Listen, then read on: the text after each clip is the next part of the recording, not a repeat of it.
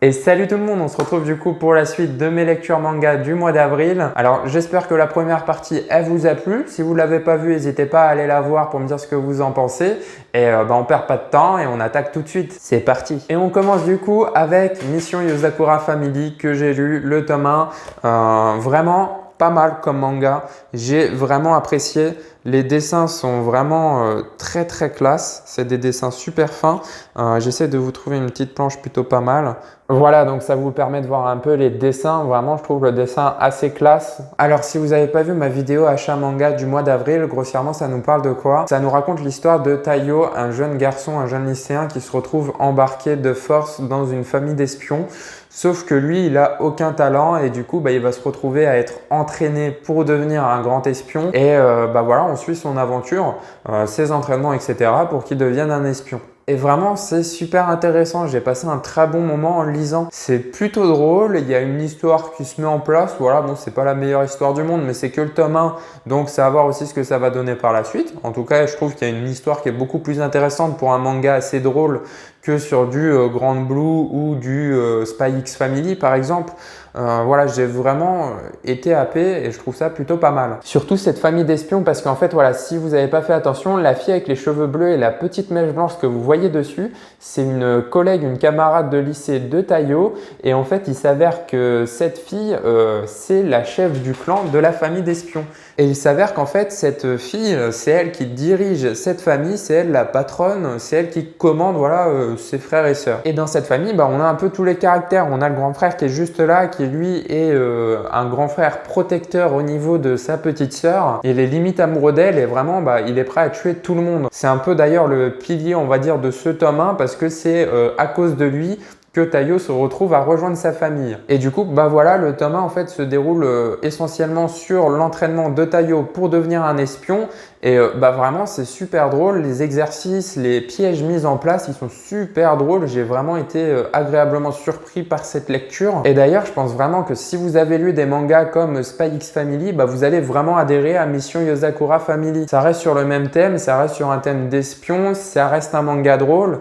C'est super plaisant à lire. Alors, je sais pas, il sera en combien de tomes, mais voilà, en tout cas, ça promet quelque chose de très bien pour la suite et j'ai hâte de lire la suite. Alors, on continue avec un manga toujours dans la trame de l'humour et il s'agit de Mashle, le tome 1 et le tome 2. Donc, je les ai lus et vraiment, pareil que Mission Yozakura Family, j'ai explosé de rire à certains moments dans le manga. Et vraiment, je suis super content parce que moi, j'adore les mangas d'humour et je trouve que ces derniers temps, en France, ils en sortent quand même pas mal. On a eu Grand Blue, on a eu Spy X Family, on a eu Mission Yozakura Family, on a Mashle juste là et vraiment, c'est super drôle. Alors vraiment, Mashle, c'est Saitama à l'école des sorciers. Et je pense vraiment que l'auteur ne s'en cache pas du tout. Il y a une grosse inspiration au niveau d'Harry Potter, que ce soit les trois maisons. Dans Harry Potter, il y a Gryffondor, Poufsouffle et Serpentard, si je m'en souviens bien, parce que je suis pas un grand fan d'Harry Potter. Et dedans, c'est la même chose. On retrouve les trois maisons. Donc, ils ont d'autres noms, mais ça reste sur le même principe. Et même la façon de savoir en fait sur quelle maison ils vont aller. Dans Harry Potter, ils mettent un chapeau. Dedans, c'est la même chose. Donc voilà, c'est vraiment super inspiré de ça. Et il y a vraiment du coup une inspiration de One Punch Man qui se fait aussi ressentir au niveau du personnage. Que ce soit au niveau des dessins, il y a vraiment une ressemblance très forte avec One Punch Man. Vraiment là, on dirait Saitama avec des cheveux quoi. Alors grossièrement, ça parle de quoi? C'est l'histoire de Mash qui vit dans un monde de magie et lui, il s'avère qu'il est né mais il ne peut pas faire de magie, il peut pas apprendre la magie, il est né sans ce don-là. Et pour remédier à ça, il décide de faire de la musculation à fond. Il se bute à ça, il fait un entraînement spécifique, etc.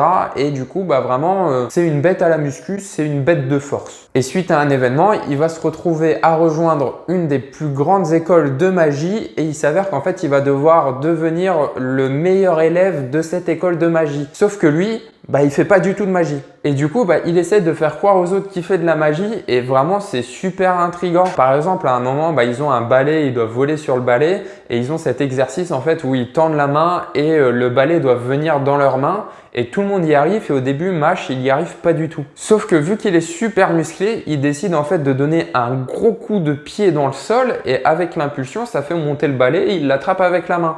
Et en fait, c'est que des petits quiproquos comme ça en fait où il va utiliser sa force pour faire croire aux autres qu'il va faire de la magie. Et des fois, ça laisse place à des solutions, à des événements complètement farfelus et vraiment, c'est un truc de fou. Donc bon, voilà, Mashle, le tome 1 et le tome 2. Je vous évite de trop en parler si vous voulez aller le découvrir. Vraiment, c'est super intéressant, c'est super drôle. Je suis super content, c'est une de mes meilleures lectures du mois, je pense. Donc voilà, n'hésitez pas à aller lire Mashle si vous kiffez ce genre-là. Et puis c'est pareil, hein, si vous kiffez One Punch Man et que vous kiffez Harry Potter, alors là, vous avez rien à dire, vous allez kiffer Mashle. Et alors là, on termine avec un gros poisson. Alors, je vous en parle dans chaque lecture manga. C'est normal, c'est un de mes meilleurs mangas pour l'instant. J'ai lu le tome 4 et le tome 5 de 20th Century Boys, la Perfect Edition. Et vraiment, je change pas d'avis. C'est du très très lourd. Et du coup, j'étais vraiment intrigué de savoir comment Kenji allait faire pour empêcher cette fin du monde à l'année 2000, comment il allait contrer Ami, comment il allait découvrir c'est qui, parce que c'est qui cet Ami, vraiment, moi je veux savoir c'est qui. Et on apprend dans le tome 3 que finalement, Kenji il n'a pas réussi à empêcher ce qui devait se passer au passage à l'année 2000. Donc ça n'a pas été la fin du monde, ça a été quelque chose de quand même très sanglant. Et Ami, il a réussi à faire ce qu'il avait prévu et ce qui est encore plus choquant, c'est que du coup, il a fait passer Kenji et toute sa bande pour une bande de terroristes et l'histoire, vraiment ce que je m'attendais encore moins, c'est que l'histoire du coup elle se déroule en 2014 et du coup on suit ce qui s'est passé après. Kenji il a disparu ou il est mort, on ne sait pas vraiment, bon ils disent qu'il est mort mais bon je suppose plutôt à une disparition, je pense qu'on le reverra par la suite. Et du coup on se retrouve en 2014 à suivre l'histoire de Kana, la nièce de Kenji, qui va essayer de découvrir la vérité sur son oncle et sur qui est Ami. Parce que vraiment, cet Ami, c'est qui vraiment? Qu'on me le dise, vraiment. Et du coup, dans ce tome 4 et 5 qui sont vraiment intéressants, on suit l'histoire du coup d'une camarade de classe de Kana qui enquête aussi sur la bande à Kenji, savoir si c'était vraiment des terroristes et ce qui est vraiment le clan de l'amitié, ce qui est vraiment le groupe d'amis. Et du coup qui va être envoyé à Amiland, un endroit en fait où les personnes vont là-bas pour faire un stage, etc. Et généralement quand ils en ressortent, ils sont pris dans toutes les plus grandes boîtes du monde. Et le souci, nous on connaît Ami en quelque sorte, donc on sait très très bien qu'à Amiland, c'est pas juste un stage classique. En fait, ils font là-bas un lavage de cerveau pour formater les gens à être vraiment à vénérer Ami. Et on suit du coup cette fille qui va aller là-bas, qui va suivre ce stage et qui va tout faire pour pas se faire laver le cerveau. Et en même temps, c'est super intéressant parce que ça donne plus de profondeur à l'œuvre. On sait que Ami, il veut gouverner le monde et finalement, en créant Amiland, on se rend compte que les personnes qui sont envoyées là-bas, tellement que c'est populaire, tellement que Ami est populaire, les personnes quand ils en ressortent, ils sont prises dans les plus grandes boîtes du monde, ils ont les meilleurs travails en haut de la société, quoi. Sauf que forcément derrière, si les personnes qui sont en haut de la société, c'est des personnes qui vénèrent Ami, ce sera forcément un coup de pouce pour Ami pour qu'il puisse gouverner le monde parce que finalement toutes les personnes de la haute société ce sera des personnes qui seront pour lui. Mais on découvre également du coup comme vous le voyez sur la couverture du tome 4 que à Amiland il y a Yoshitsune qui refait son apparition et vraiment voilà c'est vraiment très intéressant. On découvre son évolution, il a pris un petit coup de vieux et il est devenu chef quand même d'un petit groupe et il essaye de lutter en fait à Amiland. Il nettoie là-bas en fait, il nettoie les rues du parc, etc. Pour découvrir un peu ce qui se trame à l'intérieur et il va du coup aider cette fille pour sortir de Amiland et surtout savoir qui est Ami. Donc bon voilà, c'est super dur de vous parler vraiment de l'histoire pour l'instant de 20th Century Boys parce qu'elle reste super mystérieuse. Donc je vous laisserai vous faire votre avis proprement. Je continuerai de vous en parler forcément dans les lectures manga parce que je surkiffe énormément. Et l'œuvre, en tout cas l'auteur Urasawa, il prend vraiment le temps de mettre en place et c'est super intéressant parce que par des petits détails, en fait, on comprend d'autres choses et on donne plus de profondeur à l'œuvre. Par exemple, c'est bête, mais ce que je vous ai dit du fait que dans Amiland, les personnes qui sortent de Amiland sont des personnes qui vont forcément être prises dans des grandes boîtes, qui vont être en haut de la société, etc. Ça nous est raconté dans le manga. Par contre, c'est nous qui faisons le rapprochement sur le fait que vu que les personnes qui sortent de Amiland sont prises dans les plus grandes boîtes tout en haut de la société et que vu qu'il vénère Ami, ça c'est que du bonus pour lui pour qu'il puisse gouverner le monde. C'est tellement bien écrit par l'auteur, c'est tellement bien amené qu'il n'a pas besoin de nous dire explicitement ce qu'il veut nous dire pour qu'on puisse le comprendre.